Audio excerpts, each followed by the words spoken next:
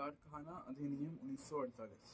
ठीक है, इससे बहुत बड़े प्रश्न आते हैं, आ भी सकते हैं इस साल में। कारखाना अधिनियम 1948 1 अप्रैल 1949 से पूरे भारत पर लागू कर दिया गया था। 1 अप्रैल 1949। ठीक है, अब इसमें बालक को परिभाषित किया जाता है कि वह कोई भी व्यक्ति जिसने अपनी 15 साल की उम्र पूरी नहीं की। ठीक है, वो क्या कहलाएगा? बालक। वह कोई भी व्यक्ति जिसने 15 साल की उम्र पूरी की हो मगर 18 साल की उम्र पूरी नहीं की हो, उसे कहेंगे किशोर। ठीक है, और व्यस्त या वयस्क व्यक्ति उसे कहेंगे जिसने अपने 18 साल की उम्र पूरी कर ली हो। ठीक है, बड़ी संकटमय प्रक्रियाएं किसे कहते हैं?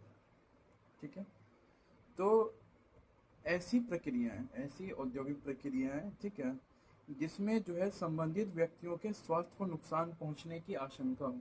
ठीक है, ऐसी प्रक्रिया जिसमें स्वास्थ्य पे, जैसे कि कोई फैक्ट्री है जहाँ पे लोहा को गलाया जाता है।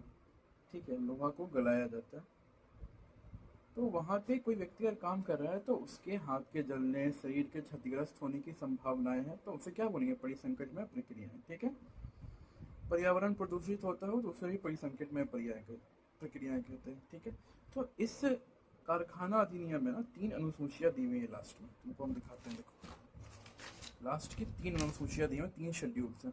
पहली अनुसूची जो है, तीसरी हो गई ना, पहली अनुसूची जो है,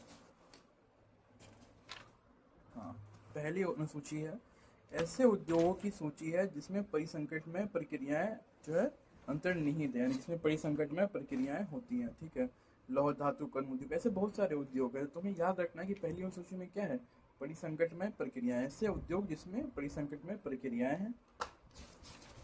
दूसरी अनुसूची में हमारा, ठीक है, पर्यावरण के में कतिपय रासायनिक पदार्थों के अनुग्रह, यानी कि जो एनवायरनमेंट है, जो जहाँ फैक्ट्री में काम हो रहा है वहाँ पे जो रासायनिक पदार्थ है उसका कितना जो है अभी स्तरमान है, यानी कितना है वातावरण में उपस्थित। बहुत सारे हैं, एल्डिहाइड, एसिटिक अम्ल, जो भी है, इन सभी का जो है लेवल्स कितना है। अगर जो सेफ लेवल है उससे ज़्यादा है तो उस पर कार्रवाई होगा।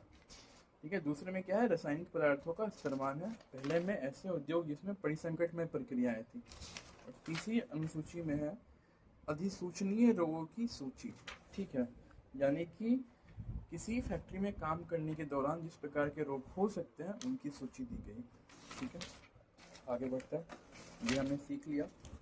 अब हम सीखेंगे कि कारखाना को जो है परिभाषित कैसे करता है।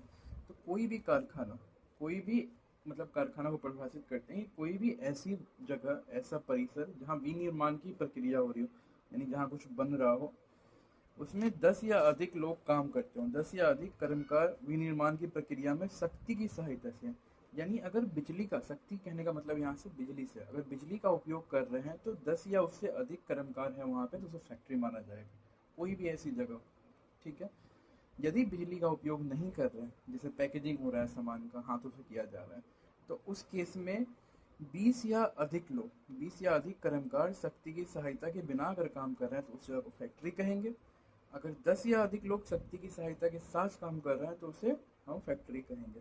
ठीक है, तो ऐसा जरूरी नहीं हो कि एकदम तुरंत अभी के समय, यानी प्रेजेंट टाइम में ही इतने लोग काम कर रहे हो। अगर पिछले 12 महीने के अंदर किसी भी समय इतने लोग काम कर रहे हो, ठीक है, अगर बिजली के बिना तो 20 या उससे अधिक लोग, बिजली के साथ तो 10 या उससे अधिक लोग, तो उस जगह को कारखाना कहेंगे।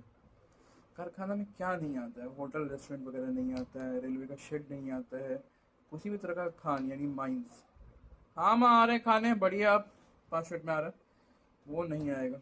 ठीक है, वर्किंग आवर्स कैसे डिसाइड होते हैं किसी फैक्ट्री में? तो एक सप्ताह में मैक्सिमम 48 घंटे काम किया जा सकता है, और एक जो अवकाश होता है, सप्ताह में एक दिन का अवकाश जो है मैंडेटरी है। अच्छा, नहीं, इतना सारा है।